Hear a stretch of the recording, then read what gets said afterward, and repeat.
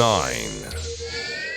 Hey Lanny, did you know that a more proper spelling of boo would be with 2 O's? Really? Because of the whole bibbidi-bobbidi-boo reference? Yep, but they went with the Japanese Romaji spelling because they probably didn't want to risk Disney giving them a hard time. They probably also wanted to make Boo more easily searchable online, and also not sound like a ghost from Super Mario Bros. Now that we've got our hashtag dragon facts out of the way, the Boo Saga is weird. Frustrating. A bit of a mess. It's a saga chock full of memorable moments, but equally chock full of dubious decisions and disheartening disappointments. The final saga of the original manga is the longest in terms of chapters, second longest in terms of overall pages, and maybe the most vexing on the list. I've talked at length about the shortcomings of the Boo Saga in my video Majinbu, the Mishandled Mess. In that video, I mentioned that a community poll ranked this saga as the worst of Dragon Ball Z. And though that doesn't have anything to do with how we ranked this saga here, the consensus is telling. People generally recognize the issues with Boo. It has trouble getting started, it's overly long, so much of it does not progress the plot, its main antagonist is memorable but inconsistent, and it mishandles some major characters. It takes the story approximately 40% of its overall length just to establish its key players and major conflict. And throughout that conflict, the story introduces Fusion, Super Saiyan 3, and Ultimate Gohan, but instead of serving the narrative, there are flourishes that bloat it, slowing the actual progress of the story down. And that's not to speak of what it does to Gohan's role in the narrative. At the end of the Cell games, we see the torch passed from Goku to Gohan in one of the most thrilling climaxes in all of Dragon Ball. And Goku makes the choice to leave the role of Earth's protector to him, and arguably the role of the main character. It's a huge moment, and while some might argue that the journey there was flawed, the outcome was decisive.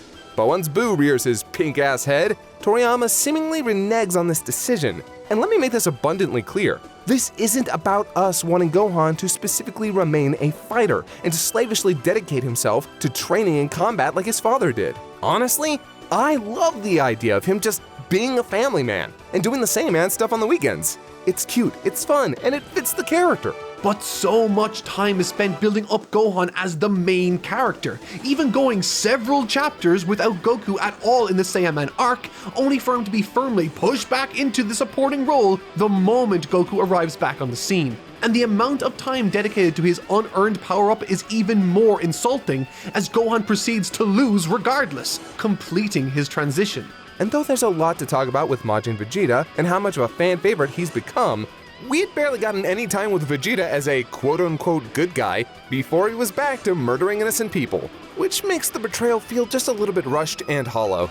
And despite his rematch with Goku having some emotionally effective moments, the actual quality of the fight is a bit of a letdown. But there's something worth bringing up here, more than maybe anywhere else on this list. The difference between the quality of the writing and how the series actually made you feel while these moments happened.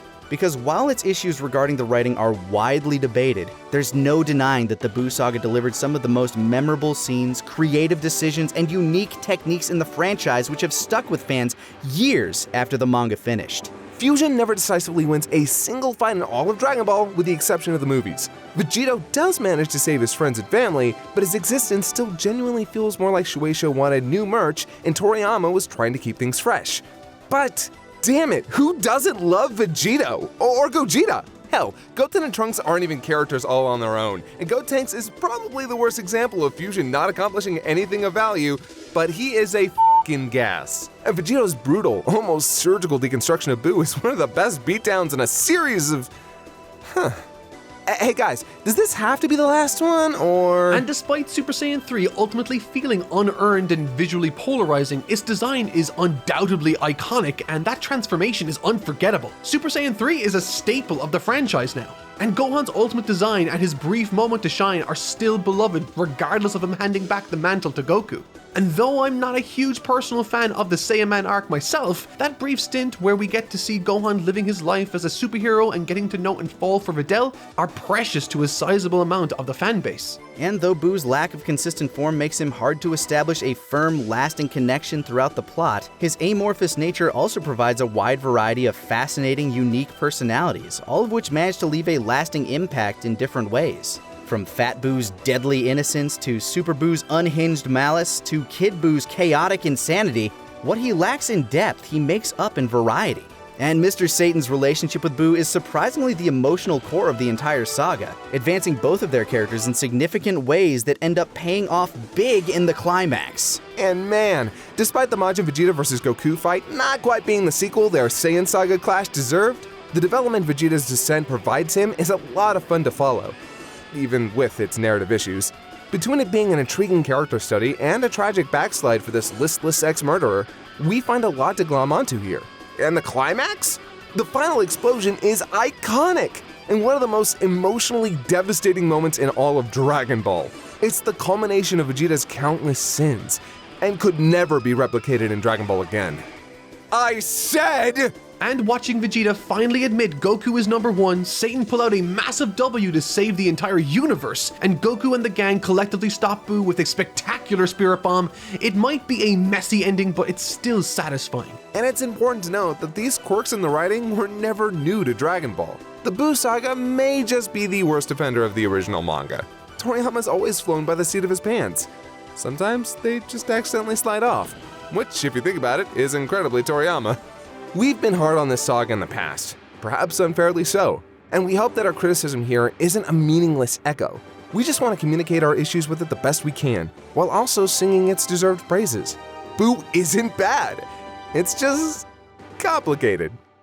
What about the ending? Oh, right, that's a thing. Kind of easy to forget it's literally the ending of the original manga, isn't it? Well, with both GT and Super existing. While we can all agree that the team effort culminating in the Genkidama against Kid Buu is a remarkable finale, up there with the best of them, Goku leaving with Oob is disarmingly abrupt, even though it is hinted at beforehand, and some folks found it unsatisfying as a proper ending to such a long story. True, but there's an argument to be made that it's also in line with the nature of the series. Goku sees potential in this boy so much like Roshi did with him, and so he takes him under his wing, and even bestows him with Kintoun. Toriyama likely didn't want to give a definitive ending because his story was all about adventure and how the adventure never ends. And one could say that GT's ending is unearned and overindulgence, but they both have their fans. Although, if we're already comparing, I'd argue that the end of the manga gives us a better version of Pawn than GT ever did. Damn it, we gotta end this one on a high note. Crap, what about the, That scene where Boo is squeezing toothpaste onto his toothbrush, but it looks like poop.